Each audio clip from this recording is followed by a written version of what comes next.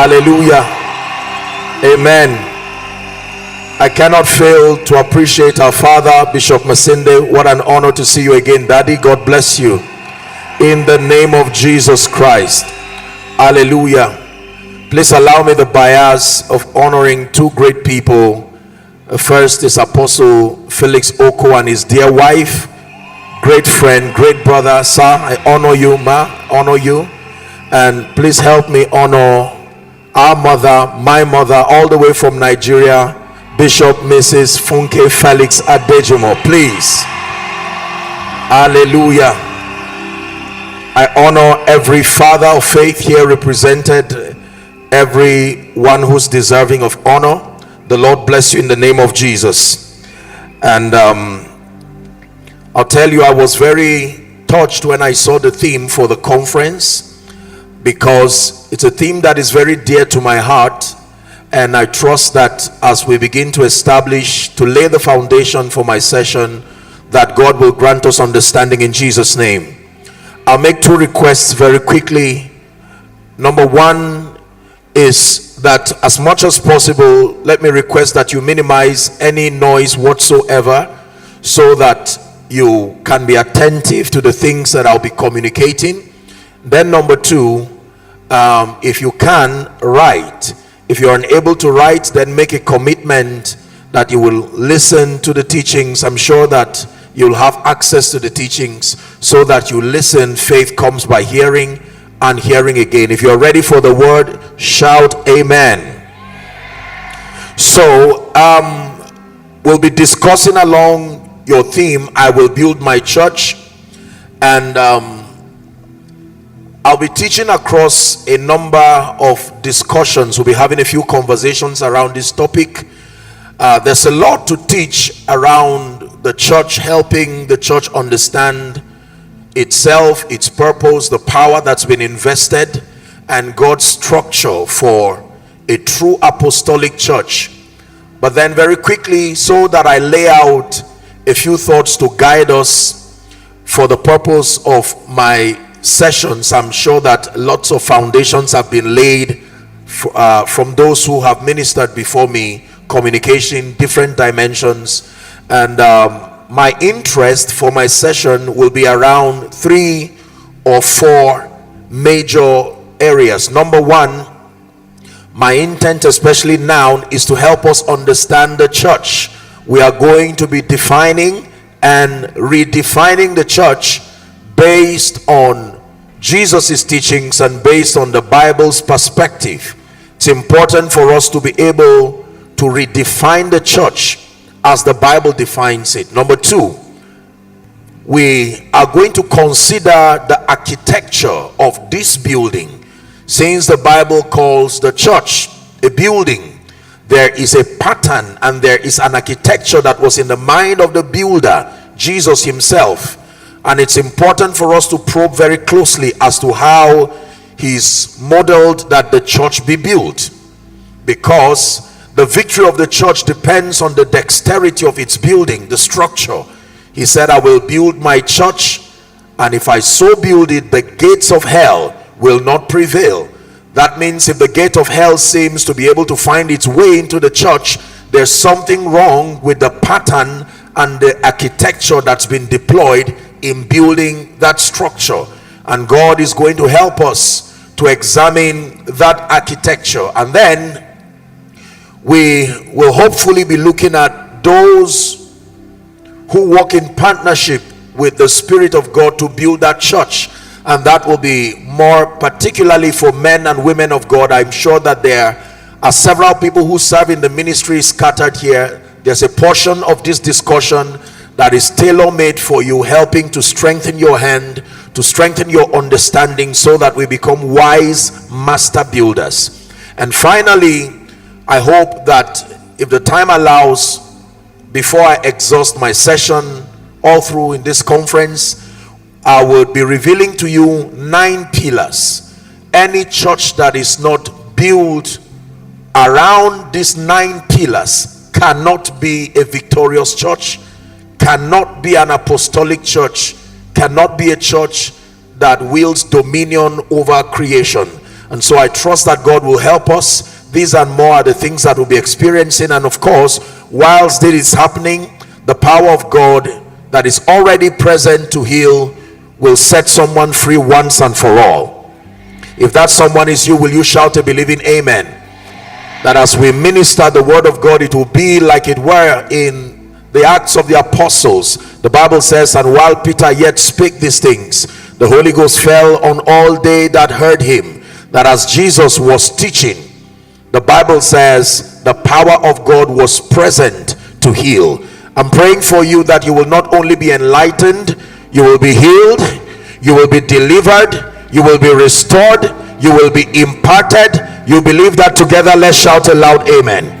Father, we pray that you speak to our hearts. The Bible says the entrance of your word gives light and it gives understanding unto the simple. We have come to receive with meekness the engrafted word. Let it build us, let it strengthen us. In Jesus' mighty name we pray. So this is part one. I'd like to title my teachings in series so that it just makes our learning methodical. So don't mind me as I structure my teachings. I will build my church as a topic, and for this session we'll take part one, and that will be redefining the church. Redefining the church. That will be my emphasis for this morning. If you're learning already, shout amen. Right, so for a text, we'll be looking at 3 scriptures very quickly. And media, I plead that if possible, we work together so that we conserve time. The first is Micah chapter 4. Micah chapter 4, we'll read from verse 1 and verse 2. Micah chapter 4 and verse 1 and 2. And whilst we're at that, then we'll prepare for Matthew 16 from verse 13 down to 18. Here's what Micah says. Now it shall come to pass in the latter or the last days that the mountain of the Lord's house shall be established on the top of the mountains and shall be exalted above the hills, and peoples shall flow to it. Say amen.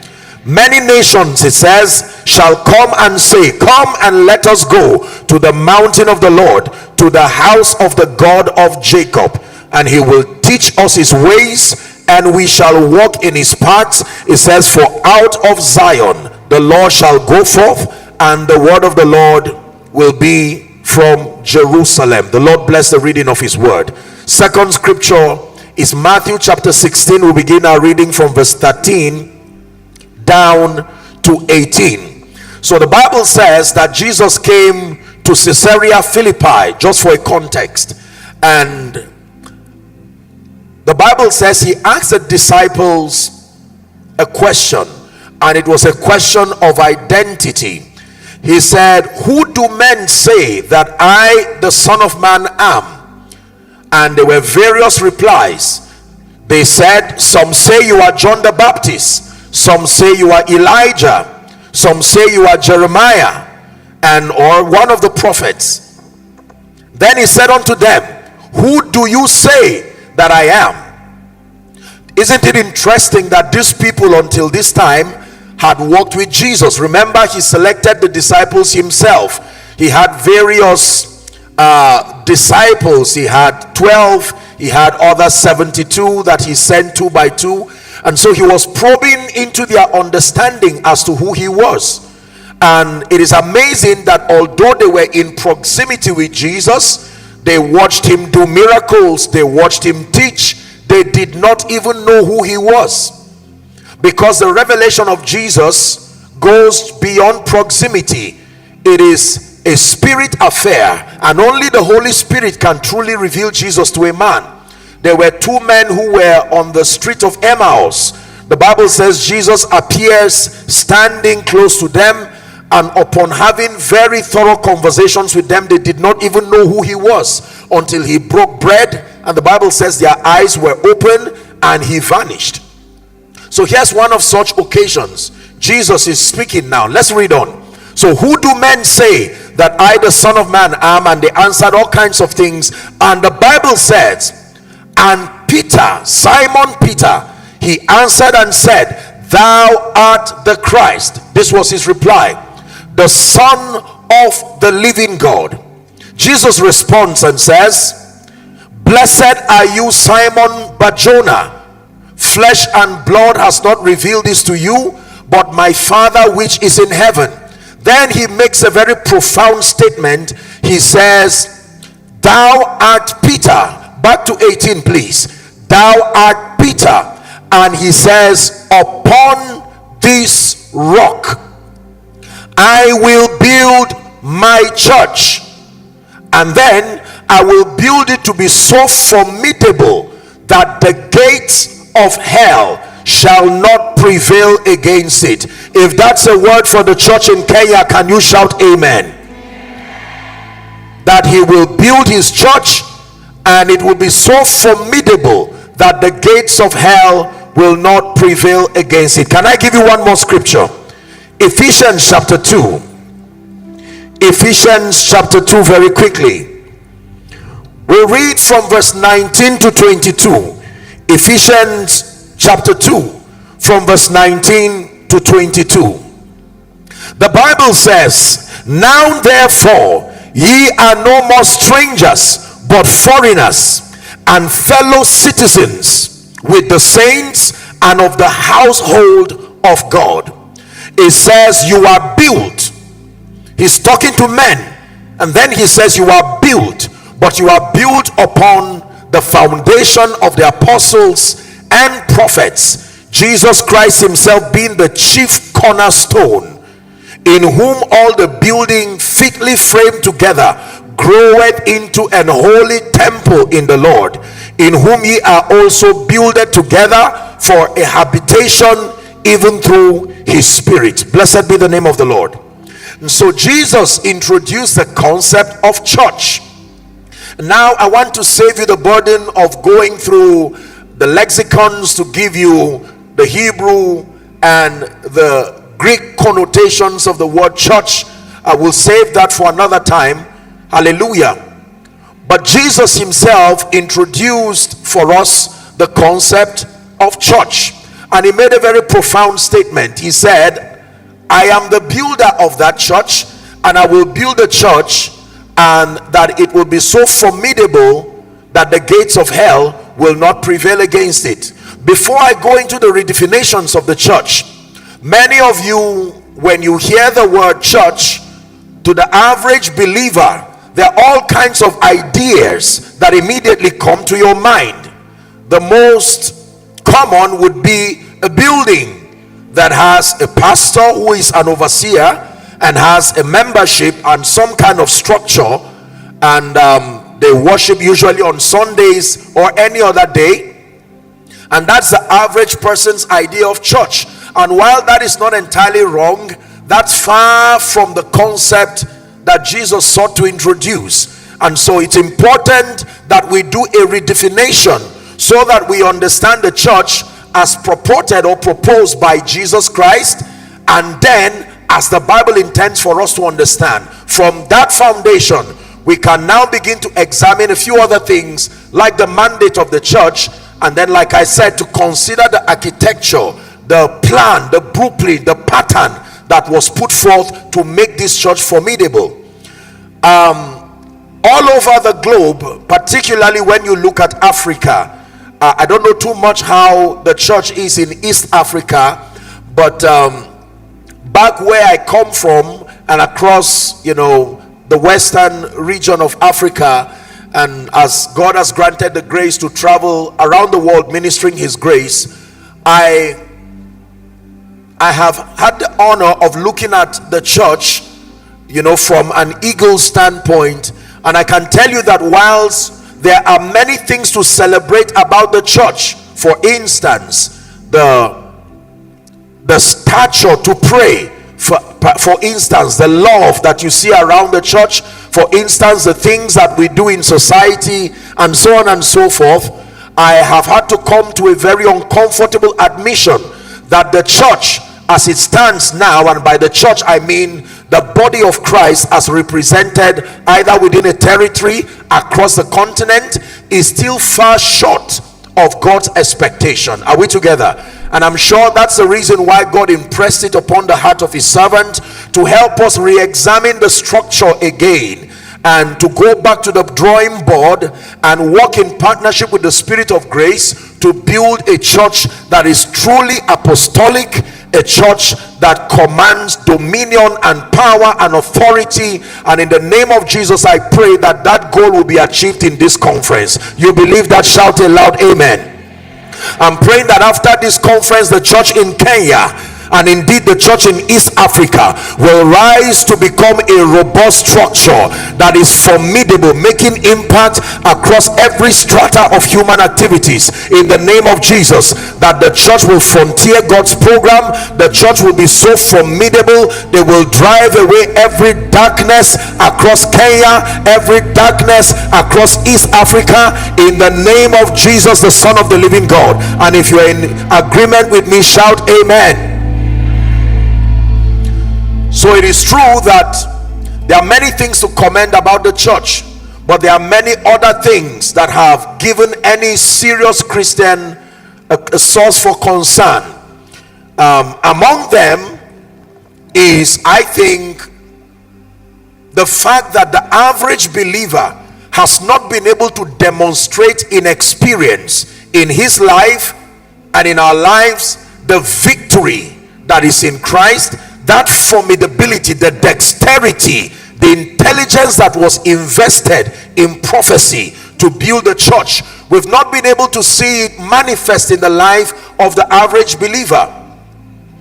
So we have so many church services across Africa, and I believe across Kenya. We have conferences, we have conventions, we have prayer meetings, we have fasting programs, we have word exposés, we have all kinds of theological institutes, I believe. And yet, in the midst of all of those provisions, when you sample a few believers and have a conversation with them as touching the matters of the kingdom, as touching spiritual intelligence, as touching maturity and stature, sometimes you are left with pain in your heart, because the average believer cannot stand in defense as to the things that have been made available in Christ. There is gross ignorance among believers, and unfortunately that also includes leaders. There are many pastors, with all due respect, who run assemblies, and when you probe into their spiritual understanding, many of them do not even know who Jesus is. Unfortunately, they don't have to be fake. They may be sincere and well-intentioned people who were ill-trained. They were not structurally mentored. They were not taught to understand the church nor God's formula for building. And so what happens is that Sunday after Sunday, every other day after every other day, we just teach what we think we know, and we find out we are creating a lopsided building. How many of you have seen a building that was not well built? Sometimes those who are responsible for ensuring that standard will have to break down that building, or just put an X over that project until a system supervises it for compliance. As you travel around the world, you find buildings, particularly in Europe, that are hundreds of years old. Amazing. You find cathedrals, you find buildings, and they'll tell you this is 150 years, 200 years, 300 years, might be refurbished here and there, but the structure, the foundation still remains intact.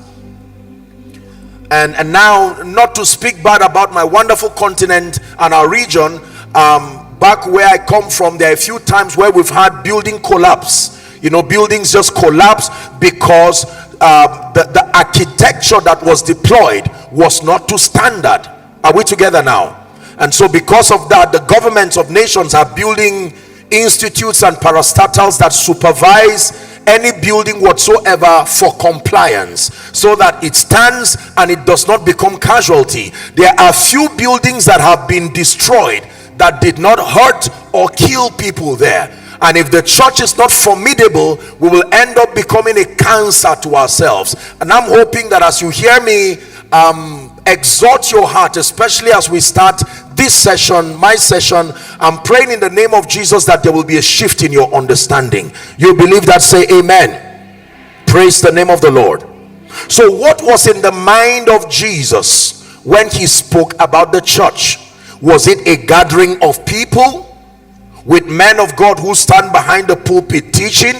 Was it just a convergence of congregants who indefinitely gather every day? Was that all that was in his mind? What is the mind of Jesus concerning the church? I'll give you three definitions, and for some of you it will be a redefining of the church. Are we ready? Number one, my first definition of the church, and you may care to write this foundation, I believe is very important for your understanding. The church is a spiritual strategy. Write that down, please. Before we come to the issue of people and buildings and institutions, the church was primarily designed by its definition to be a spiritual strategy. The church, in the mind of Jesus, the builder, the architect, the initiator of this concept, was designed to be a spiritual strategy. The only strategy on earth designed by the intelligence of God that sustains the power to frontier the program of God and to ward off the arsenals of hell. There is no other formation on earth so built, known to man, that sustains the empowerment and the authorization to drive God's program. Are we together? And then to be the principal defense against darkness. Now we have law enforcement agencies that help to fight crime and maintain order and compliance across every nation. Driving here, I saw so many people, your law enforcement agents, and even right here there's a police, the military people, and the assignment is to make compliance happen. And I'm telling you that the only strategy on earth that has the legitimate right, the ground, the empowerment to, number one, advance God's program thoroughly to his satisfaction, and then number two, to ward off the arsenals, the schemings of hell, is the church. Jeremiah 51. Please read with me from verse 20 to 23. Jeremiah chapter 51. If someone is learning already, say amen. Jeremiah chapter 51. Media, let's work together. Here's what it says. Thou art my battle axe. He's speaking to men, not just instruments. Thou art my battle axe. You are my weapon of war. It says, with thee I will break in pieces the nations. With thee I will destroy kingdoms. Reading to 23. With thee I will break in pieces the horse and the rider. With thee I will break in pieces the chariots and the rider. With thee I will break in pieces man and woman. With thee I will break in pieces old and young. With thee I will break in pieces young man and the maid. I will also break in pieces with thee the shepherd and his flock. With thee I will break in pieces the husbandman and his yoke of oxen. With thee I will break in pieces captains and rulers. So the church, in the mind of Jesus, was designed to be his strategy for achieving his program, his strategy for advancing his program. Are we together? And we'll look at Kingdom Advance hopefully in other sessions coming, maybe tonight or tomorrow. That means if the church fails, then the only strategy God invented, there was no plan B.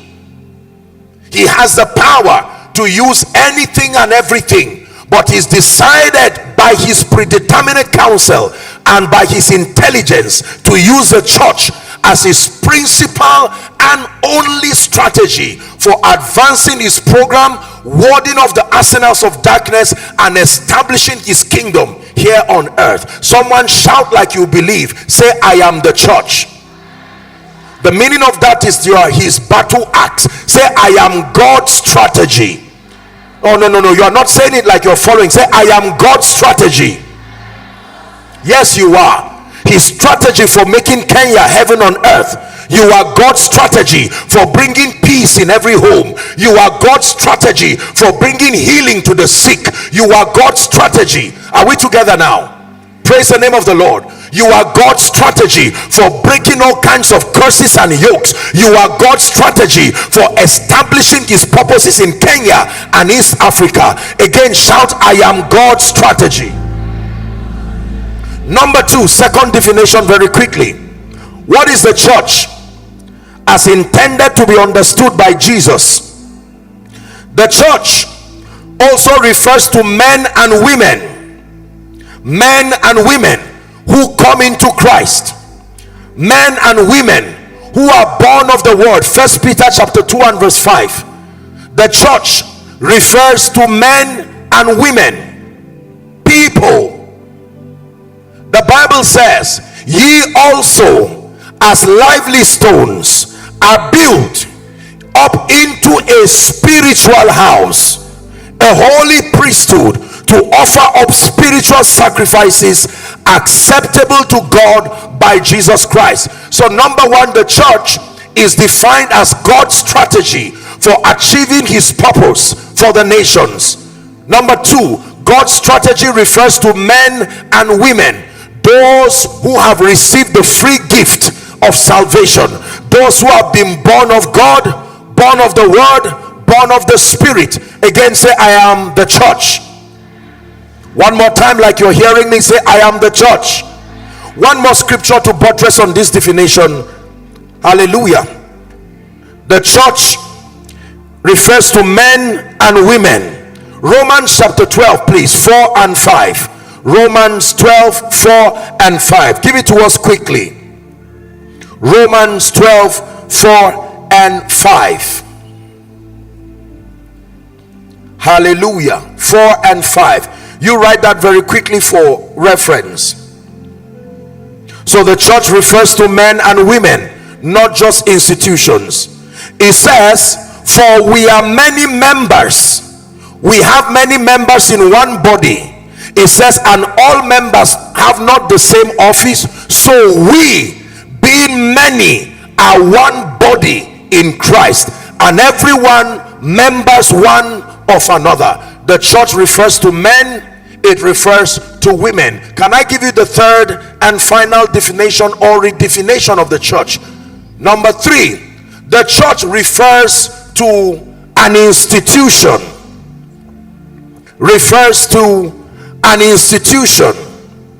First Timothy chapter 3 and verse 15. First Timothy chapter 3 and verse 15. The church refers to an institution. The Bible says, but if I tarry, it says that thou mightest know how thou ought to behave yourself in the house of God, which is the church of the living God.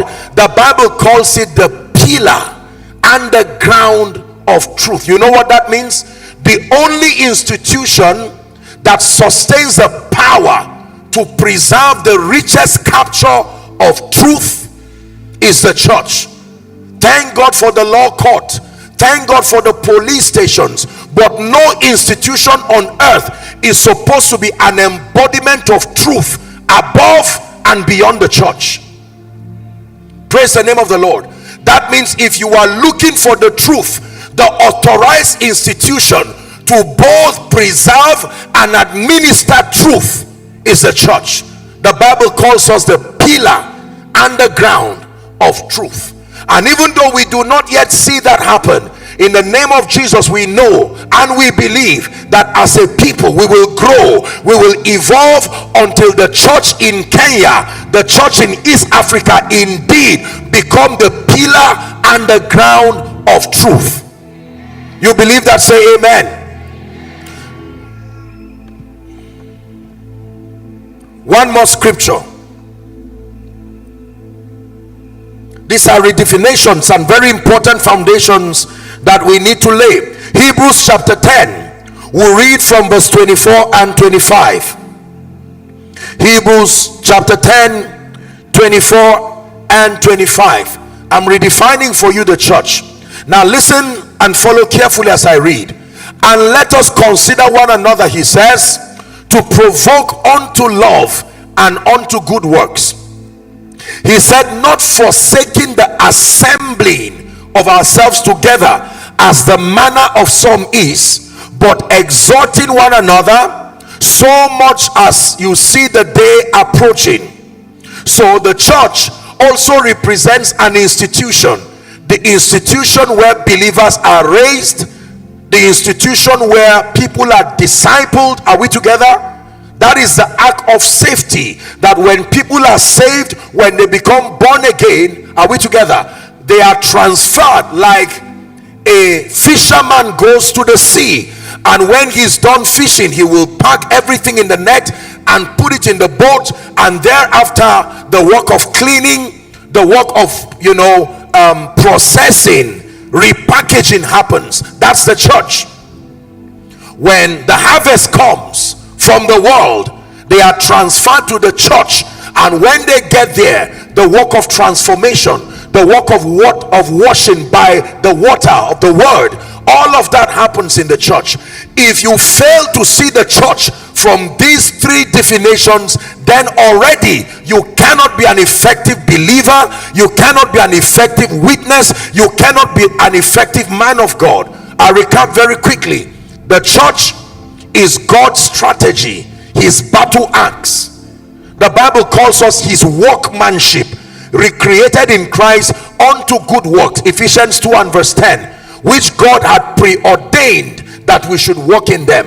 Number 2, the church refers to men and women, the body of believers who are in Christ, saved, filled with the Holy Spirit. Number 3, the Bible defines the church as the institution, the preserver and the communicator of truth, and then where believers are trained, believers are mentored until they attain unto the fullness of the measure of the stature of Christ. If you've understood me so far, shout a loud believing amen.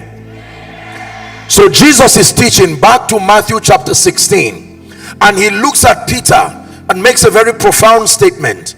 He says, thou art Peter, Simon Bar-Jonah. He says, and upon this rock. Now it's been an age-long controversy among theologians and men and women of God as to what Jesus meant by this statement. Others purport that he meant the church will be built on Peter. No, not at all. Others purport that he meant the church will be built by some strategy, but then the Bible says, I will build my church upon this rock, and the gates of hell shall not prevail. And I hope you know that it matters the foundation upon which the church is built. Jesus spoke about buildings, and he said one was built upon a rock and another was built upon sand. Then the Bible says the same experience happened to both buildings. The storm came, the wind came, the shakings came, and the one that was built upon sand fell flat because there was something wrong with the foundation. But the one that was built upon the rock stood. And in giving the explanation, Jesus spoke about the rock being revelation. So he says, I will build a church, and I will build the church upon the revelation of Jesus. The Bible calls him the chief cornerstone. So the church must be built upon the revelation of Jesus as Savior, Jesus as Lord, and Jesus as Christ. Please write that down. Any church, any assembly that is built upon any other foundation, if the church is built on the foundation of skills, it will fail. If the church is built on the foundation of technology, it will fail. If the church is built on the foundation of gifts, even the gifts of the Spirit, it will fail. If the church is built on the foundation of intelligence, it will fail. If the church is built on the foundation of politics, it will fail. If the church is built on the foundation of man-made sentiments, it will fail. In building a formidable church, Jesus said the foundation must be Jesus himself as Savior, as Lord, and as Christ. Shout that after me. Say Savior. Come on, Kenya. like you are learning. Say Savior, say Lord, say Christ. For one last time, say Savior, say Lord, say Christ. We live in a world where, unfortunately, we live in a celebrity world, a social media world. And when I came in here graciously together with your pastor and a few other distinguished men, women of God, I saw all the shouting. Some of you were clapping, some of you were just cheering, and I appreciate that very greatly. But unfortunately, that has become the cancer of our society. An obsession for fame, an obsession to be renowned. And did you know that that celebrity desire, craving, has motivated the founding of many churches? Unfortunately, there are many churches that are built around man-made philosophies, built upon sand, built upon reputation, built upon tribalism, built upon sentiments. And this is the reason why the gate of hell seems to be free, and it can thread through the church and cause havoc without any resistance, because we have corrupted the pattern of that building. In building this formidable spiritual house, Jesus warned us that if it's to stand the test of time, it must be built on Jesus. You build the church on Apostle Joshua Selman, it will fail. I am too frail to become the foundation. You build it upon Pastor Julius Kula, it will fail. You build it upon all the great men and women of God here, Apostle Felix, our mother, our father, it will fail. Do you know why? Because the best of every man is still a man. We are limited, we are frail. The Bible says we see in part, we prophesy in part. Are we together?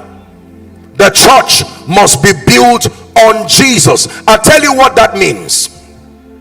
You cannot say you are part of the church simply because of longevity of stay in an assembly. If you stay in an assembly for 10 years and you've not encountered Jesus as Savior, as Lord, and as King, even if you are an admin in the church, you just have a job, you are not part of the church. So sometimes, because of the need for administration, because of the need for leadership and management, sometimes we bring in people because of their professional expertise and haven't served excellently for many years within a church setting. They mistaken themselves to be part of the church. The qualification to be part of the church is that you must be joined to Christ. You can walk in the church and not be part of the church. You can even preach in a church and not be part of the church. You can snap photos around a church and not be part of the church. You can be a media person in the church. You can sing for the church. You can help to put a crusade like this and yet not be part of the church. Ladies and gentlemen, let me remind Kenya and remind East Africa that there is no other name under heaven that's been given to men by which we must be saved. It is Jesus as Savior, Jesus as Lord, and Jesus as Christ. This must be the foundation of the church that wins. Hallelujah. That's why I started with that song. Your name is the highest, your name is the greatest, your name, it stands above them above all thrones and dominion, all power and positions. Your name stands above them all. Now let me tell you this, ladies and gentlemen, as God has granted me the honor of traveling from nation to nation, serving His grace, His life, His wisdom, I have seen magnificent buildings in my life.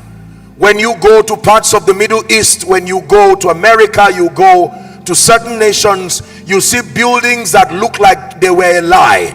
Magnificent display of architecture. Men have been able to stretch their intelligence and their intellect from border to border. People have dredged whole seas and created cities out of them. There's no limit to what man is able to do. And sometimes we bring our creativity and intelligence as it works for us in architecture. We come into the church and we believe that because we are so intelligent and because we are serving the program of God, we immediately graduate ourselves into being believers or being Christians because we've been around serving in church. Serving in church is important, but if that is the foundation of your saying I am a Christian, meaning I have been serving in Rhema Fest for 5 years, for 10 years, I am a known face, I am a known name, I appreciate your contribution, but sir, we have to examine the foundation. If we do not see that your point of entrance is Jesus as Savior, as Lord, and as Christ, then it is not the church that Jesus talked about. Hallelujah. Is someone learning?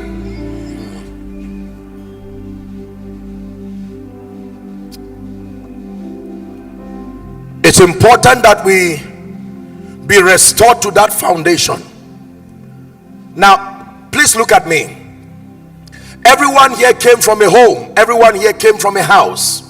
And how many of you know that if you come into my house and you jump through the fence, although you are in my house, you are not invited? Because the way to enter my house officially so as to be received is not through my window, it's not through my roof, it's not through the fence. If you jump my fence into my house, you will be arrested, not welcome. You are a thief, not a visitor. Even though you are in my house, you can snap before you are arrested. You are still an illegal person. There are many people who found their way through service. They jumped the fence and found their way in church, and they believe that because they've been around there, it automatically means when they lift hands like others are lifting hands, when they sing like others are singing, when they read the Bible like others are reading the Bible, it means automatically. No, there is the door. Jesus is that door, the only door. He said, I am the way, I am the truth, and I am the life. Listen, there are people who use their money as ladders to jump the fence and enter the church. They use contributions and charity, and while that is important, they gave so much to an assembly. They became members, good members, and they are truly welcome. But that's not how the church works. The only entrance to the church, a young man who was very wealthy came and met Jesus and said, good master, what must I do to be saved? And he looked at him, he said, why do you call me good? No man can be called good except his God. There was a conversation between Jesus and a Pharisee. That Pharisee was zealous, that Pharisee was knowledgeable, that Pharisee was influential, called Nicodemus. In John chapter 3 and verse 1, Nicodemus comes to Jesus by night, on seeing his miracles, on seeing the signs and the wonders. I hope you know they were in Jesus's crusades. He came to him by night and said, Rabbi, we know that thou art a teacher sent from God, for no man can do these miracles which thou doest except God be with him. Jesus now replies in chapter 3, verily, verily, I say unto you, except a man be born again, except you begin from that foundation, you cannot see the kingdom of God. Except a man be born by water and of the Spirit, you cannot enter the kingdom of God. I know you fell under the anointing on a crusade ground, but that does not save you. I know you know a lot of Christian songs. You even helped other worship artists to write songs. But ladies and gentlemen, if your life was not built upon the foundation of Jesus Christ as Savior, and I'll come there for a moment, as Lord and as King, it is not his church. It may be your church, it may be your idea, it may be your invention. Unfortunately and sadly, it may even be your cash cow, but it is not his church. His church must be built on Christ as the chief cornerstone. Is someone learning?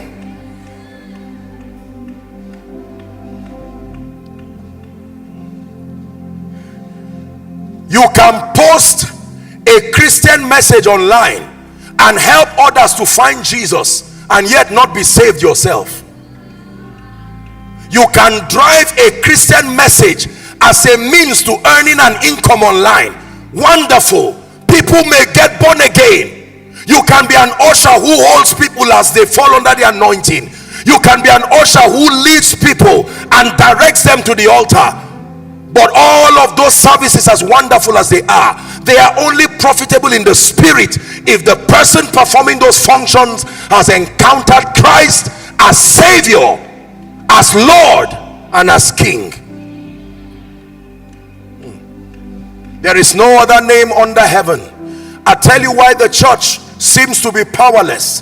There are many sincere people within the church structure who have never truly encountered Christ. There are certain solutions that go beyond counseling. There are certain solutions that go beyond therapy. There are certain solutions that go beyond visitation. You need Jesus. Because for as long as you are not in Christ, Satan has the legitimate access to buffet your life, the works of your hands. The Bible tells us that the whole world lies in wickedness. Your only immunity is the Lord Jesus Christ. Is someone understanding me so far? This foundation is very important. Pastors, servants of the living God, with all due respect, we must go back to our congregations and look beyond the crowds, look beyond the numbers, look beyond the smiles, look beyond the dressings, look beyond the good speaking, look beyond the loyalty and commitment, and verify whether the people we call our members or call his members are standing upon that rock, the revelation of Jesus Christ as Savior, as Lord, and as King. There are many young people who desire to serve the purposes of God, and their interest is not to know Jesus as Savior, Lord, and Christ. It doesn't look fashionable. Their interest is to receive an impartation from an anointed man. Whether you know the Jesus you will represent or not is of less concern. They just need power. That's it. It doesn't matter. They need power because it seems to be marketable. It seems to be fashionable. I've hardly seen people bring seeds to me as a man of God to say I'm sowing a seed for a greater revelation of Jesus as Savior, Lord, and Christ. Usually is greater impartation. Usually is a double portion of the anointing. And don't get me wrong, there's nothing wrong with desiring those things, but in order of priority, your spiritual journey is already on the path of perdition if it is not built on Christ. Someone lift your hands. I see people from the farthest of the places as far as my eyes can see. If you can lift your hands and say, Jesus, you are my foundation. Oh yes, say that again. Jesus, you are my foundation. Perhaps a man of God can say that for his church. Not giftings, not skills, not being a celebrity, not wealth, as important as that is. Jesus must be the chief cornerstone.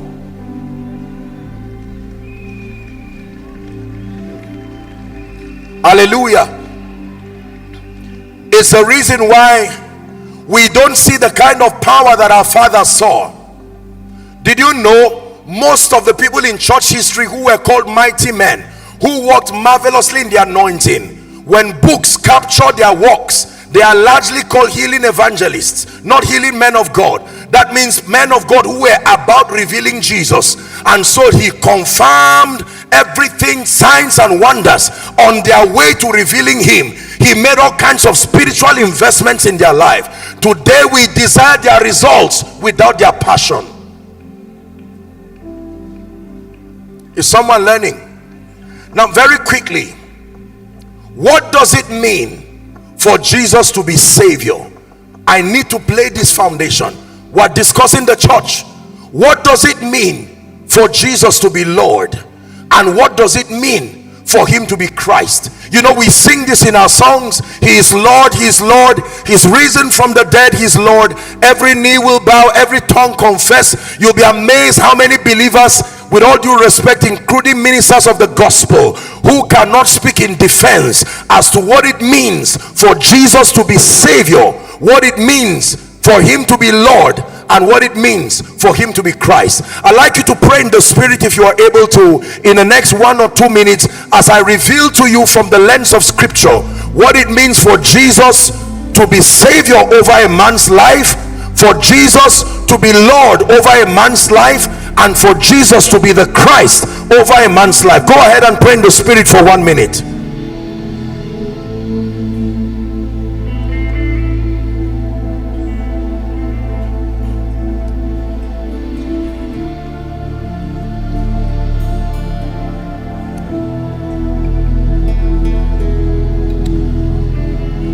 Hallelujah. Now, while I reveal to you from the lens of scripture and by the enablement of the Holy Spirit the revelation of Jesus as Savior, Lord, and Christ, I prayed a prayer for you this morning, and I want to tell you what prayer I prayed for you. That before we even begin to talk of miracles and signs and wonders, my first prayer is that I unveil this threefold dimension of Jesus. Let a fresh hunger, let a fresh love and a fresh passion for Jesus, let it rest upon your life. I don't care how long you have been around church, I'm praying for you that a fresh hunger for Jesus will rest upon you. More love, more power, more of you in my life. More love, more power, more of you in my life. It's my prayer, Lord. More love, more power, more of you in my life. One more time. More love, more power, more of you in my life. Reminds me of Paul's prayer at the zenith of his apostolic ministry. A man who healed the sick, a man who did all kinds of extraordinary manifestations of God's power. He walked in levels of knowledge. His spiritual acumen was unparalleled. At the end of his life, he said that I may know him and the power of his resurrection, the fellowship of his sufferings, that I may know him, that I may know him. For someone, may that be your prayer.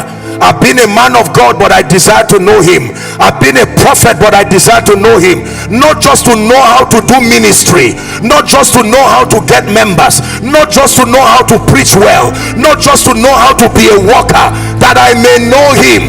Not just to know a man of God who's anointed, not just to build a relationship with a great man of God, as important as that is, that I may know him. More love, more power, more of you in my life. Hallelujah. Now in Acts chapter 2 and verse 36, please give it to us. Acts chapter 2 and verse 36. I want to very quickly reveal to you Jesus as Savior, Lord, and Christ, and then we wrap it up for this session. Therefore, now this was Peter's sermon after the Holy Ghost fell upon them. This was the first sermon after the Holy Ghost came that produced the first harvest aside from the apostles. Jesus had died, he's returned to heaven. Now the Holy Ghost came on the day of Pentecost. Peter began to preach, and he said, this is that. They thought that they were drunk. He said, no, we're not drunk as you seem, for this is only the third hour thereabout. He says, but this is that Joel prophesied, that I will pour out my spirit upon all flesh. Now by the time he gets to the concluding part of his sermon, here's what he says. therefore let all the house of Israel know, therefore let the church in Kenya know, therefore let the East Africa know assuredly that God had made that same Jesus, he said, whom you have crucified, both Lord and Christ. That was the sermon. And the Bible says when he preached that sermon, because Jesus told him the church will be built on that revelation of me as Savior, of me as the Christ of God. The Bible says they were caught in their heart, and they said, Peter and unto the rest of the apostles and the brethren, men and brethren, what should we do? And he said, repent for the remission of your sins, and then you shall receive the gift of the Holy Ghost. It says, for the promise, I like this, is unto you and to your children and all that are far off, even as many as the Lord shall call. So write this down, ladies and gentlemen. What does it mean for Jesus to be Savior over a man's life? What does it mean for Jesus to be Savior over a man's life? I'll read for you what I wrote, and I hope you are able to pen it down. Luke Titus chapter 2 and verse 13. Just one scripture that reveals Jesus as Savior. Titus, for sake of time, give us Titus 2 and 13. The Bible says, looking for that blessed hope and the glorious appearing of the great God and of our Savior Jesus Christ. So Jesus is Savior. And what does it mean for Jesus to be Savior? Listen, I'll read for you what I wrote and then explain it very quickly and briefly. To know Jesus as Savior means to know him as love, to know him as Redeemer, to know him as the expression of the Father's love to mankind. To know Jesus as Savior means to know him as an expression of the love of the Father. The Bible says in John 3:16, for God so loved the world, you and I, and he proved that he loved us by giving Jesus, he that did not spare his son, that he offered him freely, will he not much more with him give us all things to enjoy? When you say Jesus is Savior over your life, the meaning of that is that you have come to accept and receive him as an expression of the love of the Father to you. To you. Believing Jesus as Savior means that you believe that he came and died for your sins, like the Bible declares, that he was raised up for your justification, and that if you believe that report, at the instant you believe that report, based on the authority of scripture, three gifts become yours immediately. Number one, the forgiveness of sins. Number two, the righteousness of God in Christ. Number three, Zoe, eternal life, the life of God. The Bible says that everyone whosoever believes that he should not perish but have life everlasting. If you are in this place, ladies and gentlemen, and you have believed that Jesus came from the Father as the Word incarnate, that he walked upon the earth as a man, lived a sinless life, you believe that for your sake, not for his sake, not for any sin that he committed, that he that knew no sin became sin so that you might be the righteousness of God. If you believe that Jesus died on a tree, the Bible says Christ has redeemed us from the curse of the law, being made a curse for us, for it is written, cursed is he that hangs on a tree, that the blessing of Abraham, justification by faith, that it may come upon the Gentiles, that we may receive the promise of the Spirit through faith. Jesus as Savior, a revelation of the Father's love. Look at me, ladies and gentlemen. If you want to know how much the Father loves you, look at what he gave as proof that he loved you. He did not give an angel, he did not give a suggestion. The Bible says he gave his only son. I hope you know that when Jesus walked upon the earth, he had his own will. He had the power to, because of pain, reject that offer to die. Because of you, the Father turned his face against Jesus. Jesus said, Eloi, Eloi, lama sabachthani. He said, Father, why is it that you have forsaken me? He turned his face because he could not behold Jesus as an embodiment of sin. Like the old evangelists will say, it was not the nails that held him in the cross. When he looked into Kenya, he saw you and your father, saved or unsaved, and your mother, and he was worth that sacrifice. To know Jesus as Savior means to know the extent of his love for you, that for your sake he derobed himself, even though he was God in every way. The word incarnate, the word that became flesh, walked upon the earth, became a slave to mortal men, humiliated by their pride and anger, manipulated men. Satan manipulated men, and they crucified the Christ. And when he hung upon that cross, even through the pain, he looked at you, he looked at me, and we were worth the sacrifice. And so here's how the Bible puts it.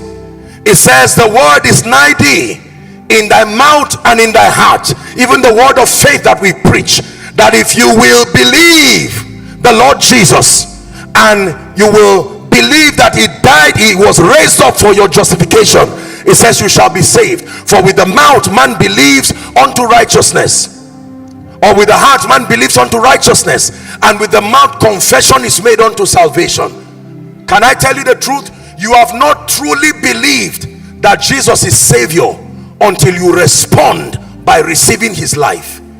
If you are just aware of it as an information, then it's not become spirit and life.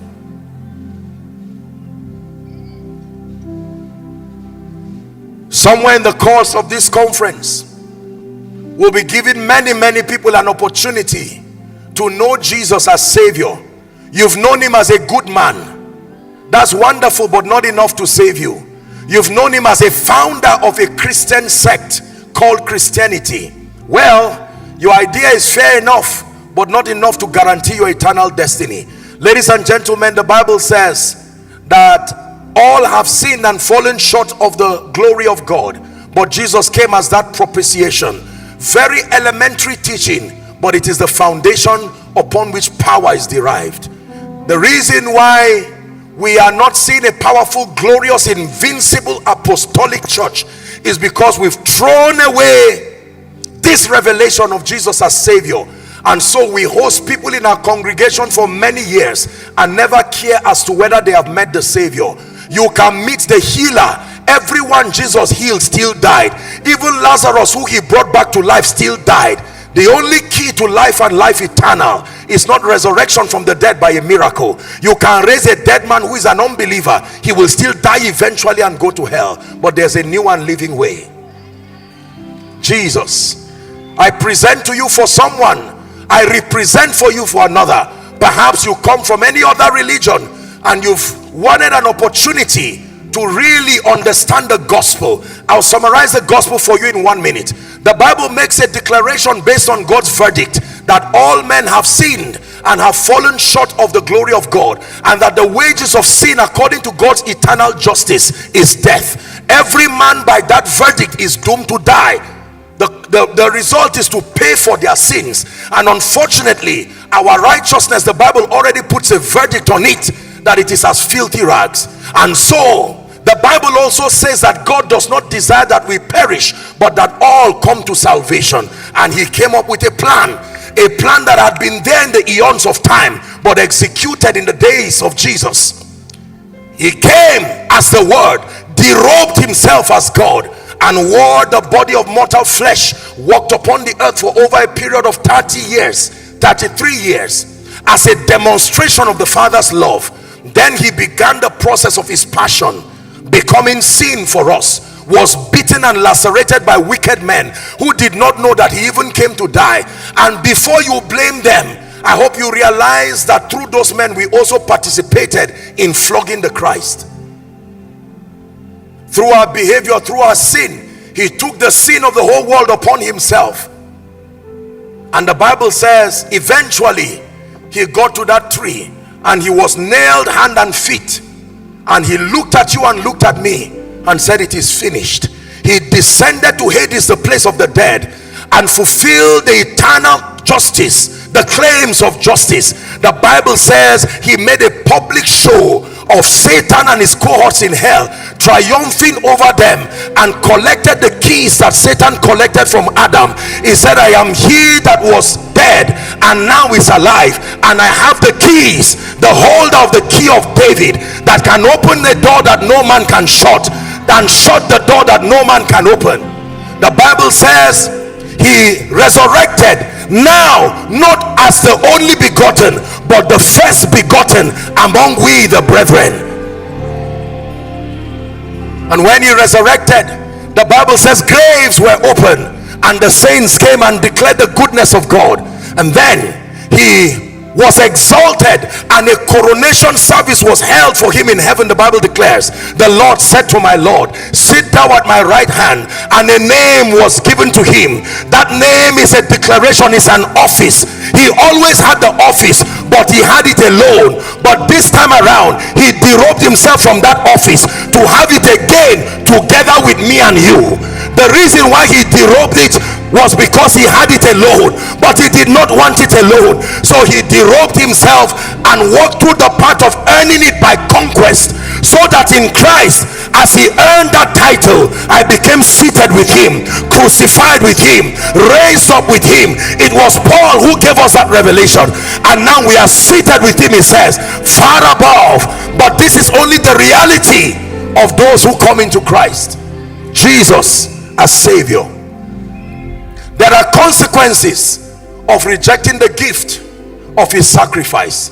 The consequences, when your time is done and you depart this place without that functional relationship based on the authority of scripture, you are doomed eternally. The only hope for mankind, more than welfare, more than a civilized society, is that you place your faith upon Jesus. Everybody say Jesus as Savior. Number two, very quickly, what does it mean for Jesus to be Lord over your life? What does it mean for Jesus to be Lord over a man's life? To know Jesus as Lord means to understand the extent of his power, the extent of his dominion, the extent of his influence. To know Jesus as Lord means to understand the extent of his power. I'm showing you the foundations upon which a true apostolic church is built on. The full extent of his power. The Bible says, let this mind, Philippians 2 and verse 5, let it be in you which was also in Christ Jesus, that although he was God, he did not consider it robbery, but that for your sake he derobed himself and became a man and died, even the death of the cross. The Bible says, wherefore on account of that sacrifice, God had so highly exalted him and given him a name, an office.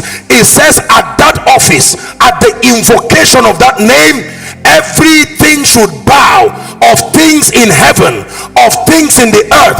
I'm showing you the extent of his dominion, and that every tongue should confess that that Jesus who was Savior is also Lord to the glory of the Father. Listen, you know what it means to know Jesus as Lord? Nobody voted him into power. He is not threatened by any man's pride. When you call Jesus Lord, you are calling him the sovereign one, indomitable, unperturbed by the pride of man. He can bring the mighty to their knees and raise the poor and place them on a dunghill. Jesus as Lord. I'll show you a scripture. First Chronicles chapter 29 and verse 11. Never forget this scripture for as long as you live. First Chronicles chapter 29 and verse 11. I wish that we read it together. For as many of you who are able to see it projected, let's read in concert. Ready? 1, 2, go. Thine, O Lord, is the greatness and the power and the glory and the victory and the majesty, for all that is in heaven, I like this, and all that is in the earth. Thine is the kingdom, O Lord, and thou hast exalted as head above it all. Let's try verse 12. Verse 12 now concerns you. It says, both riches and honor come from thee, and thou reignest over all, and in thine hand is power and might, and in thy hand it is to make great and to give strength to all. Listen to me, you will never taste of greatness in this kingdom until you know Jesus as Lord. The revelation of Jesus as Lord can correct your background. It can correct your lowly estate. You may be weak, you may be nobody, your father's house may be nobody, but ladies and gentlemen, the day you encounter Jesus as Lord, he can elevate a man, any man. Call him Joshua Selman, you are right. Call him Pastor Julian, you are right. Call him Mommy Funke, you are right. He can lift anyone. Call him Apostle Felix, you are right. Ordinary men helped by God as they encounter his lordship, sovereign ruler, the manipulator of all things, and that it makes it consistent with his will. I like this. For someone who looked at you and said you will never rise, I have sad news. There is a revelation of Jesus as Lord, and when he Jesus as Lord, the cure to all the curses and all the yokes, the cure to all kinds of enchantments. I know there are powers, it is true. I know there is witchcraft, it is true. I know there are curses, but ladies and gentlemen, when the Lord of the universe shows up in your life, when the Lord of the universe shows up over Kenya, have you not read in your Bible that he brought kings down and turned them to animals? Hallelujah. Hear me. Your response to Jesus as Savior is that you surrender your life in exchange for his life. Your response to Jesus as Lord is that you worship him and give him the honor that he deserves. You don't worship the Savior, you worship the Lord. Yeshua.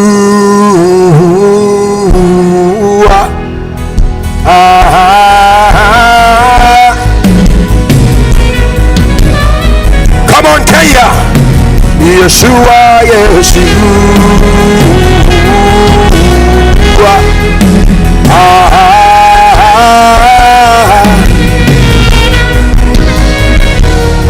Here's a part of the song I like.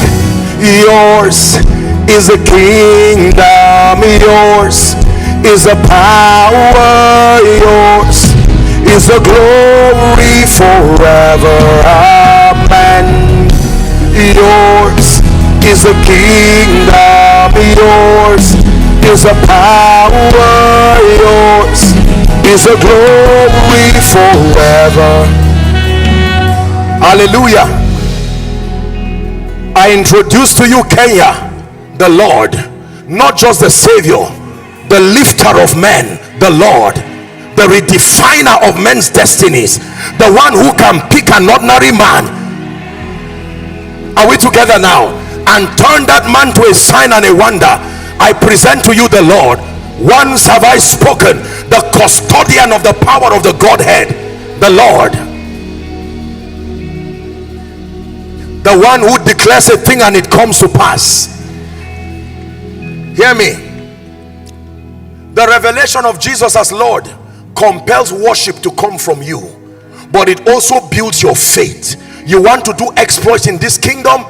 In all the dimensions of Jesus, you must learn is to know him as Lord. Then the whole world becomes small, and you know there is nothing you cannot do. And when men beat their chest in pride and say, only at my word will you rise, you tell them, be careful. When I talk of the Lord, I mean beyond a judge. When I talk of the Lord, I mean beyond an attorney. I'm talking about the King of Kings, the Lord of Lords. Someone say, Jesus is Lord. Shout it, say, Jesus is Lord. Over my life, say, Jesus is Lord. Over my business, say, Jesus is Lord. Over my children, say, Jesus is Lord. Over Kenya, say, Jesus is Lord. Over East Africa, come on, say, Jesus is Lord. Over my background, Jesus is Lord. Over my past, Lord. Over my present, Lord. Over my future, over my tomorrow.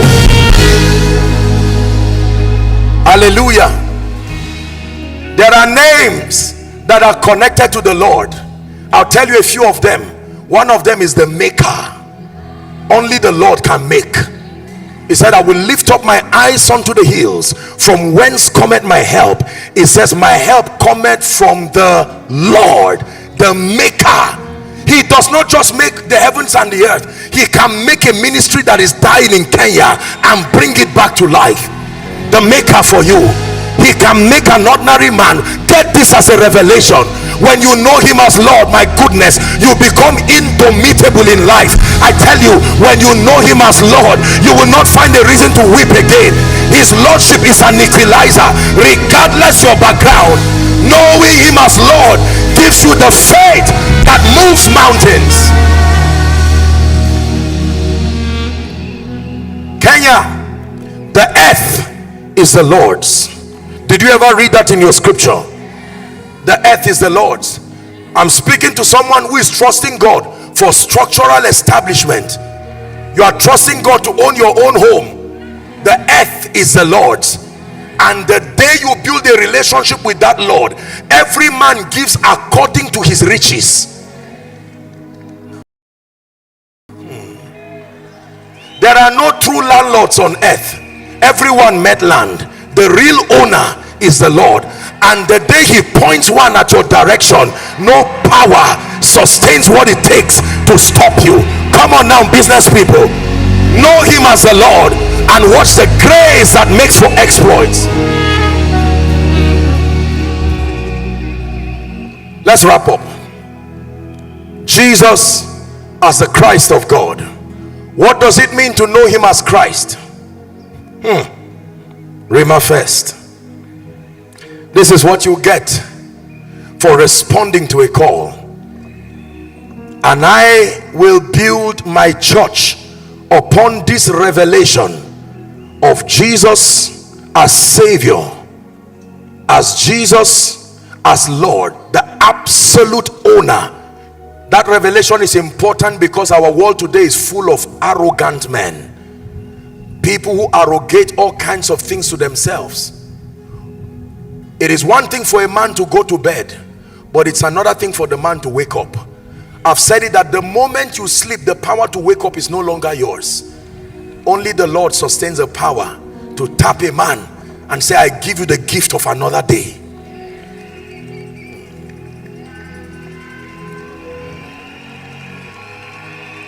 Write this down. What does it mean for Jesus to be Lord, to be Christ? And here's where we wrap up for this session. To know Jesus as Christ is the word Messiah. Means to understand his divinity and to understand the extent of his oneness with the Godhead. To know Jesus as the Christ means, number one, to understand his divinity, that although he wore mortal flesh, do not be mistaken by that 33-year-old body. He came from above. To understand his divinity, that's what Nicodemus came and told Jesus. He said, I have studied you, and the results that come from you, men cannot produce that result. So my conclusion as a Pharisee is that you are a man come from God. You are a teacher come from God. Was that not the testimony of John the Baptist?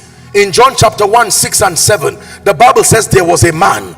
Even though he was a man, he was sent from God. Can I tell you, when you get the revelation of Jesus as Christ, you become a replication of that revelation. So they see an ordinary man, very ordinary, but your results betray this ordinary frame. They know that is God trapped in a man, that the Holy Ghost has come in partnership with a man, that he that is joined to Christ has become one spirit. You have also become an expression of the Christ. You become a Messiah to your world. You become a blessing, a custodian of his power, his wisdom, his anointing.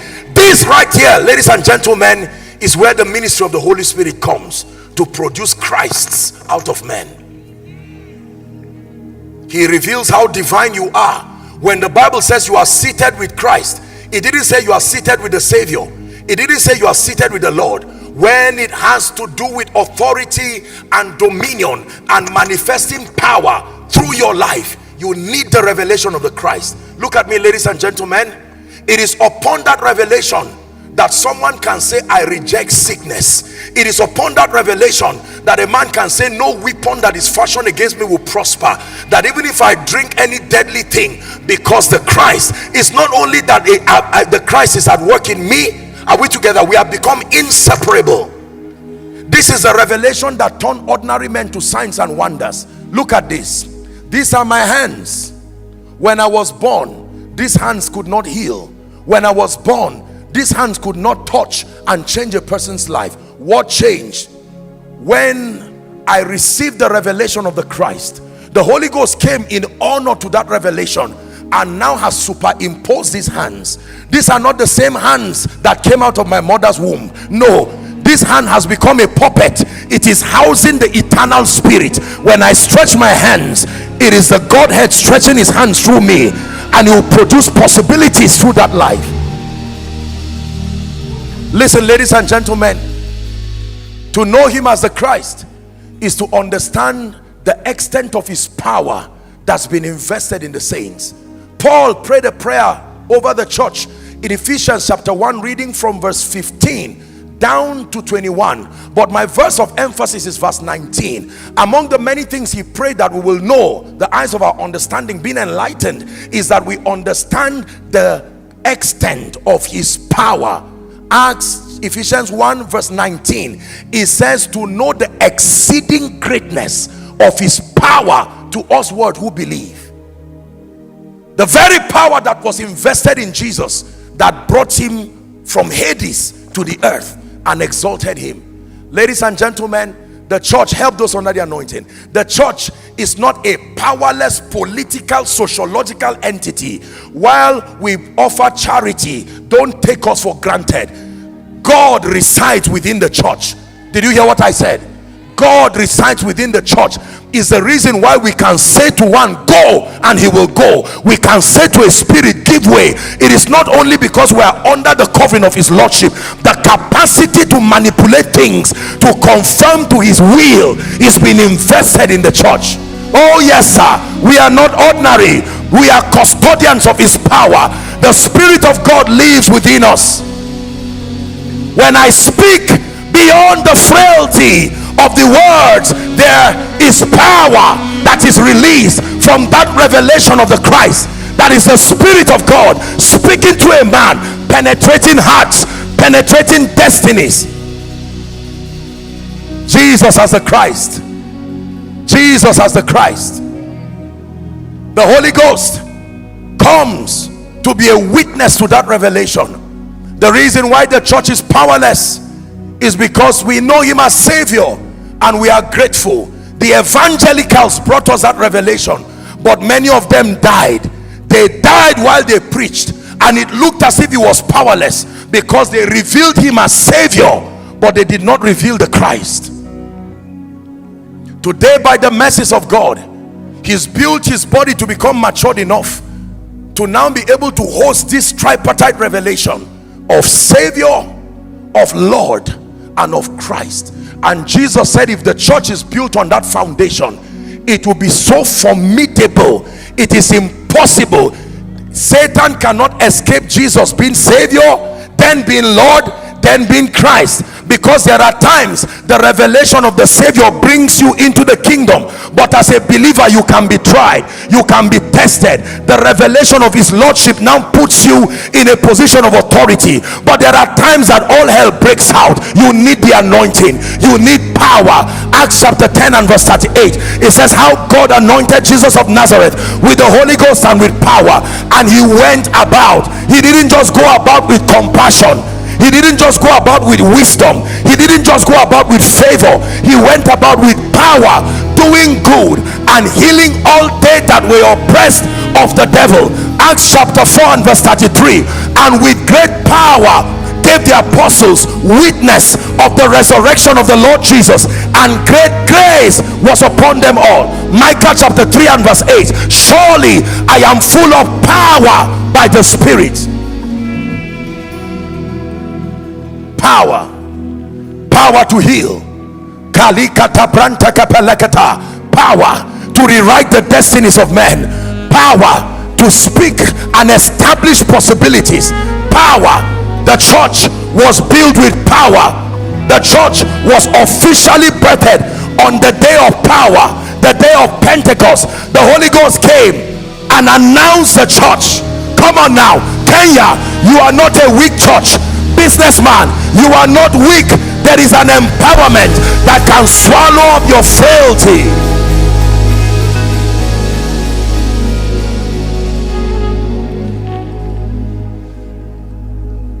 Hallelujah. We're going to pray.